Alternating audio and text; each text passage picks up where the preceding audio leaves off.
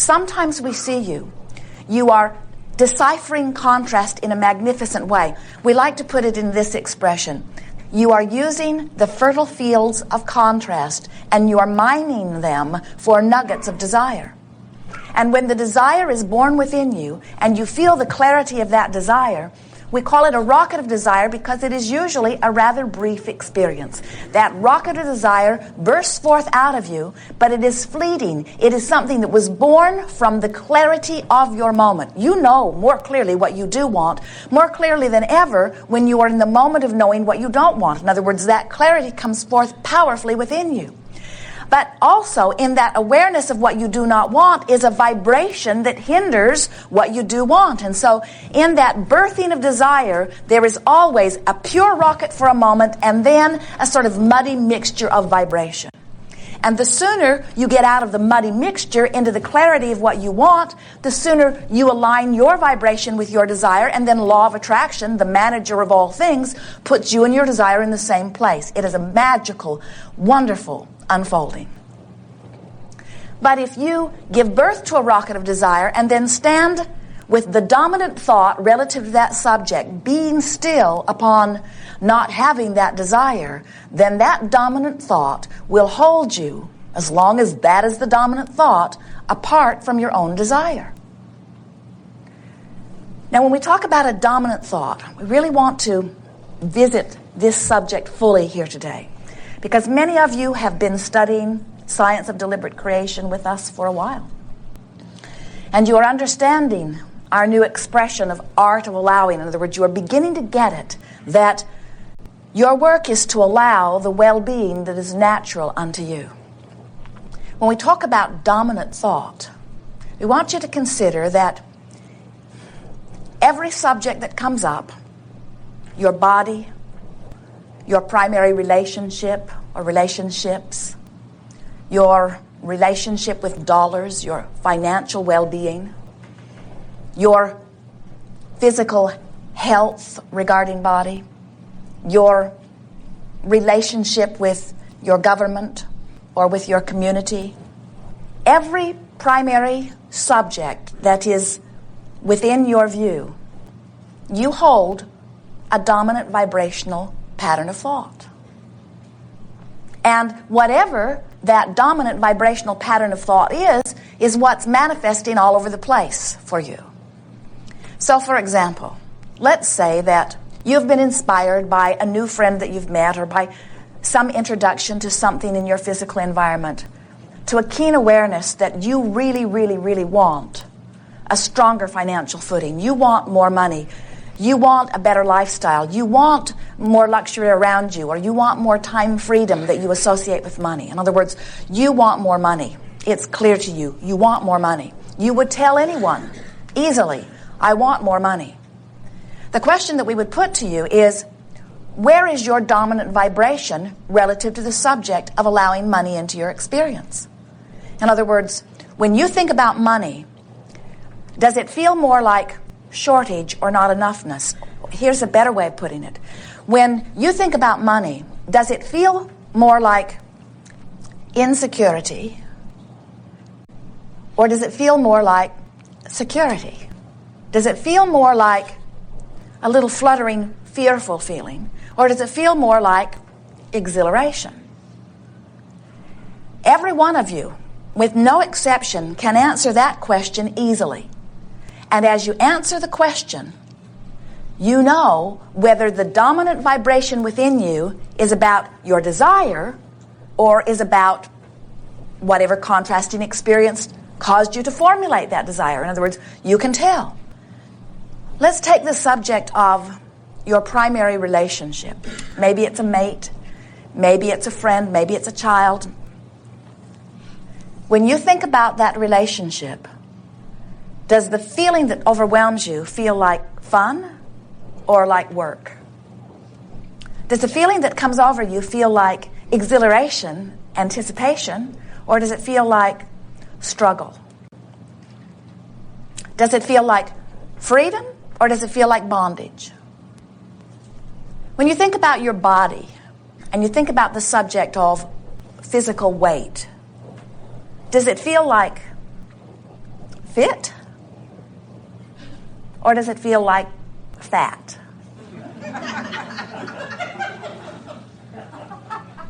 How do you feel? In other words, you know the way that it feels. So what we are saying to you is, it's possible, it's probable, well, it's a pretty sure thing, that on some of these subjects, your dominant vibration is not in harmony with your own desire. And it has to be in order for your own desire to be. In other words, if you have things you want that you verbalize from time to time, and those things are slow in coming, it's because your dominant vibration does not match your desire. The way you make a dominant vibration is just through attention to it. It's through steady attention to it. That's how it became a dominant vibration to begin with.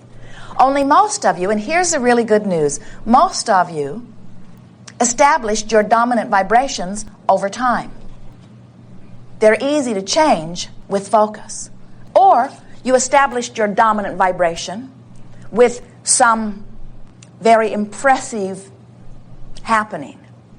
Something happened that really got your attention, and even though it didn't really get your attention for a long period of time, while it had your attention, it really had your attention. So we want you to begin to understand that your dominant vibrations are easy to identify and they're easy to change. And once you accept that, then you can just make up your mind what you want relative to anything, make it your dominant vibration, and we'll show you how to do in many ways here today. We'll show you how to do that.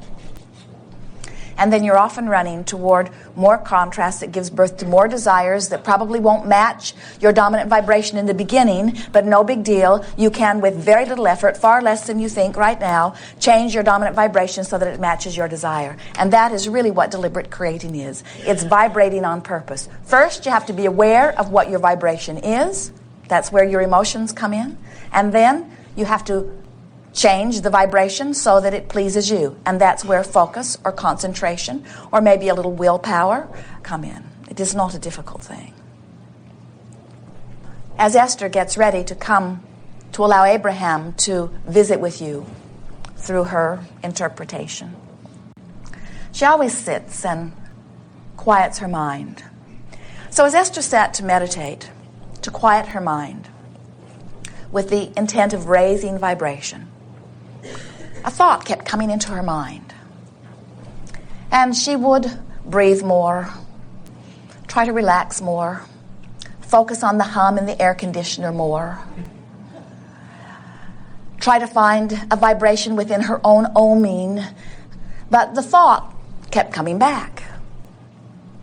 As they were driving from San Diego to San Francisco, they stopped, and Jerry, as he often does, is checking the fluid levels and the pressure in the tires, and he noticed that the monster bus needed a little bit of oil. So he added it. And then they got back on the highway and proceeded further, and then stopped a little while later for a brief stop. And as Jerry walked around the motor coach with the car in tow, he noticed that there was oil all over everything. The whole back end of the motorhome was covered in oil, and the tow car too, and the hitch in between. And he knew right away what had happened. He had failed to put the oil cap back into the hole. His dominant vibration was evident.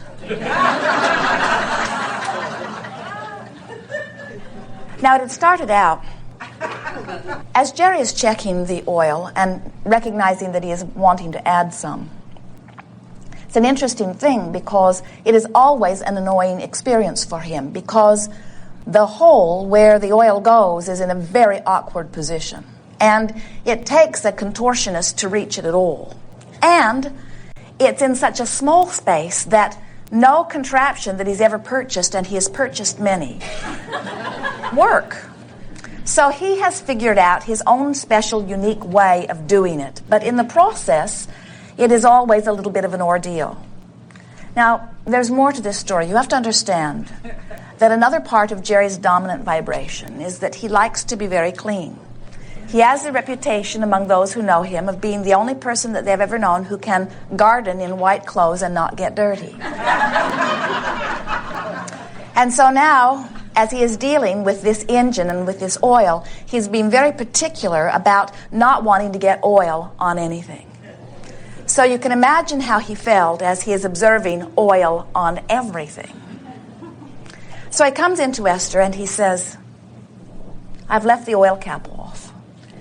And so they make some phone calls and they discover that the nearest oil field cap is over 200 miles away. And they're on their way to a very important appointment to see those like you. And so Jerry says, perhaps we can find something to plug this hole. And so Esther is looking all through the motorhome. She's taking the lids off of everything, the caps off of everything. They don't know how hot it will be. They don't know if it will melt. They don't know if it will stay in. They don't know what will happen. But Esther is gathering from everywhere pieces of things that might work. And she brings to Jerry a basket of ideas.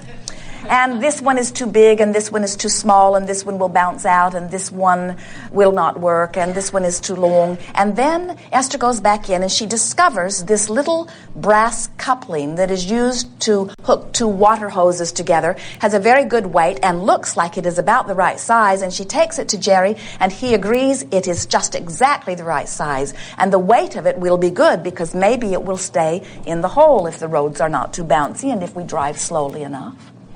And so Esther gives it to Jerry and receives adequate praise from him, and he looks at it and he holds it over the hole, and yes, it looks just right, and he holds it down in, and they determine that if they put just a little bit of duct tape around it and maybe a cork to plug up that one piece, that it will be just exactly the right thing.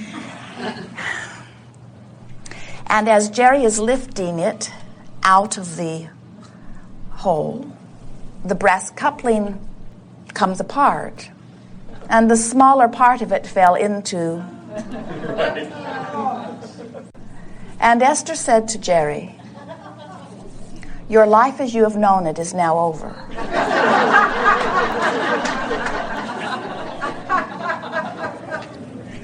Because now the only thing to do is to get a tow truck. After all, there is now a brass fitting in the engine. They cannot turn it on. And then Esther says, let me get a mirror and let us see if we can see it. And I will bring a hanger and we will see if we can fish it out. And so she goes and gets a mirror, and they get a ladder and they precariously position it, and they look in with a flashlight, and they can see the little brass coupling down in the hole. It is bounced this way, which means the mirror is reflecting it back. And now it is a big decision. Who will go fishing for the coupling? It's a very precarious thing, because both of them know, as they repeat to one another over and over again, we have to get it the first time. If we move it from its precarious place, sitting there on that ledge, it will fall into the great crevasse of who knows what. And so it is determined that Esther will be the one. Her fingers are smaller. She can reach further in, and so she is reaching, and feels it with her fingertips. And then delicately pinches the lip of it between two fingertips and retrieves it. Yay. The relief is unbelievable. In fact, they now feel so good that it was worth feeling so bad.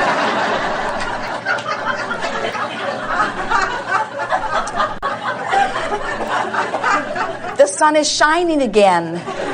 They are feeling more vital and alive than they've ever felt.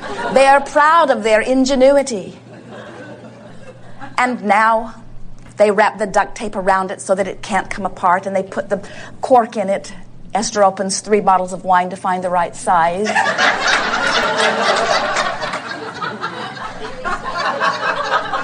And Jerry takes wire and ties it so that if it does shake out, it won't fall into the fan belts and so on.